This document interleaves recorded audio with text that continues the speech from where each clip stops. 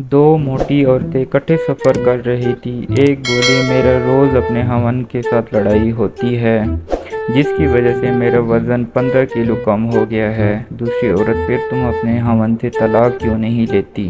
पहली, अभी नहीं, अभी मज़ीद 15 किलो वज़न कम करना चाहती हूँ। शोहर बीवी को इंग्लिश सिखा रहा था कि दोपहर के खाने का वक्त हो गया।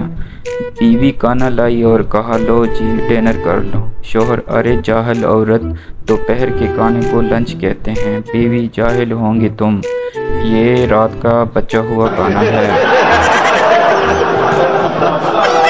नई दुल्हन सर झुकाए बैठी थी। बुजुर्ग औरत बोली, कितनी तहजीब हया वाली लड़की है। पीछे से आवाज़ आई, अम्मा जी, ये घूंघट के नीचे व्हाट्सएप पर ऑनलाइन है। अच्छा। बीवी की गलतफहमी। बीवी शोहर से बोली, आज रात तुम सोते हुए मुझे गालियां दे रहे थे। शोहर बोला, तुम्हें गलतफहमी हुई है। बीवी, क्या गलतफहमी हुई है? शोहर, कि मैं सो रहा था।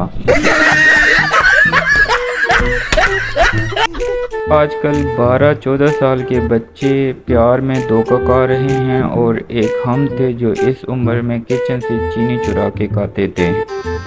गजब बेइज्जती है। मज़ीद फ़नी वीडियो के लिए हमारा YouTube चैनल सब्सक्राइब करें। शुक्रिया।